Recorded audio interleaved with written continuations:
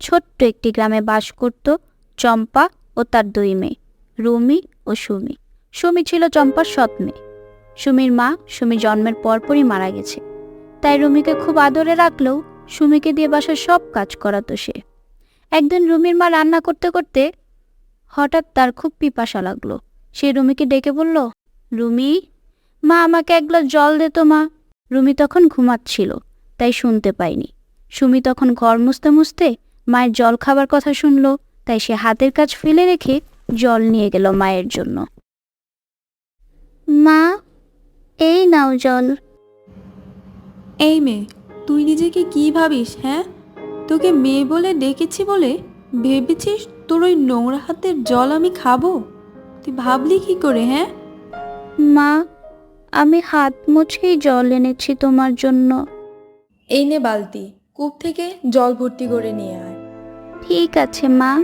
সুমি যেই না কূপ থেকে পানি তুলতে গেল, অমনি কূপের ভেতর হাত ফসকে বালতিটা পড়ে গেল। কি রে, শব্দ কিসের? কি ফেললি কূপে? মা, বালতিটা কূপে পড়ে গেছে। বিশ্বাস করো মা, আমি ইচ্ছে করে করিনি। অত কথা আমি শুনতে পারবো না। জলদি কূপ থেকে বালতিটা তুলে আন। বালতি না আনতে পারলে তোকে আজকে খাবার দিব না। সুমি কূপে নেমে গেল বালতিটা খোঁজার জন্য। কূপের নিচে যেতেই সুমি দেখতে পেল সুন্দর একটি বন। সে বনের এত সৌন্দর্য উপভোগ করার জন্য সামনের দিকে এগিয়ে যাচ্ছে।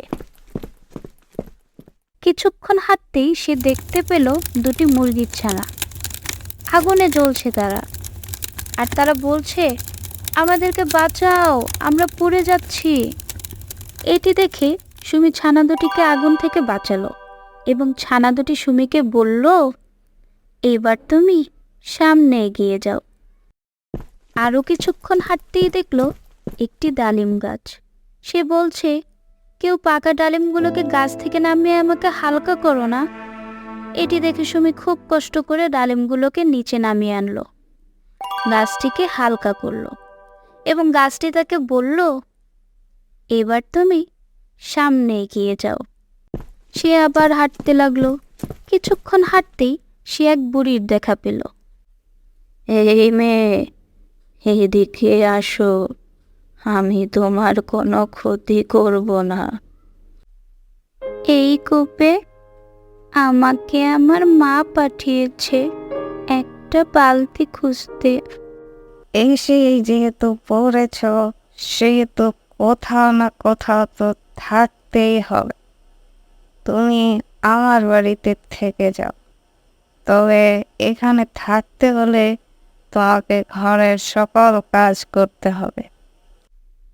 আমি সব কাজ পারি গো বুড়িমা। সুমি গরম গরম রান্না করে বুড়িমাকে খেতে লাগলো। কি হয়েছে গো বাছা, মন খারাপ কেন? আমার যে মায়ের কথা খুব মনে পড়ছে বুড়িমা।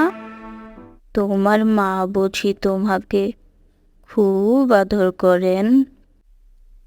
হ্যাঁ বুড়িমা। খাওয়া দাওয়া শেষ করো, তোমাকে তোমার মায়ের কাছে পাঠাবো। বুড়িমা ও সুমি খাওয়া দাওয়া শেষ করে বেরিয়ে পড়ল। তারা কিছুক্ষণ হেঁটে এক ঝর্ণার সামনে এসে দাঁড়ালো, আর বুড়ি বলল, সুমি যাও, ওই ঝর্ণার নিচে দাঁড়াও। সুমি বুড়িমার কথা মতো ঝর্ণার নিচে দাঁড়াতেই তার শরীর সোনার গহনায় ভরে গেল এবং তার বালতিটাও পেয়ে গেল। বালতি ভর্তি ছিল সোনা আর কয়েন। এসব পেয়ে তো সুমি মহা খুশি এবং বুড়িমা বলল, যাও, এবার তুমি তোমার মায়ের কাছে ফিরে যাও। সুমি কূপ থেকে উঠে আসতেই তার কাছে এত গহনা দেখে তার সৎ মা ও বোনের বড্ড লোভ হলো। তারা জানতে চাইল সুমি এসব কোথায় পেল। সুমি তাদেরকে জাদুবুড়ির ঘটনা খুলে বলল। ওমা, আমারও ওইসব গহনা চাই, আমিও যাবো জাদুঘরের কাছে। হ্যাঁ হ্যাঁ, এখনই যা, দেরি করিস না মা, জলদি যা। রুমি চলল জাদুবুড়ির দেশে। হাঁটতে হাঁটতে দুটি মুরগির ছানা দেখতে পেল আগুনে পুড়ছে, আর তারা বলছে, বাচ্চা বাঁচাও, আমাদেরকে বাঁচাও, আমরা পড়ে গেলাম। রুমি তখন বলল, আমি তোমাদেরকে বাঁচাতে পারবো না। তোমাদের বাঁচাতে যেয়ে যদি আমার হাত পুড়ে যায়, তখন আমি 2 হাত ভর্তি সোনা নিয়ে যাব কি করে? এই বলে সে আবার হাঁটতে লাগলো। কিছুক্ষণ হাঁটতেই দেখতে পেল একটি ডালিম গাছ। ডালিম গাছটি তাকে বলল, পাকা ডালিমগুলো গাছ থেকে নামিয়ে আমাকে হালকা করো না। রুমি বলল, আমি ওসব ডালিম খেতে আসিনি, আমি এসেছি বুড়িমার কাছ থেকে সোনার গহনা নিতে। এই বলে সে আবারও হাঁটতে লাগলো। কিছুক্ষণ হাঁটতেই দেখতে পেল বুড়িমা বসে আছে। ওই তো বুড়িমা, বুড়িমা, ও বুড়িমা, আমার সোনার গহনা লাগবে গো, সোনার গহনা দাও আমাকে। গহনা পেতে হলে যে আমার ঘরের কাজ করে দিতে হবে তোমাকে।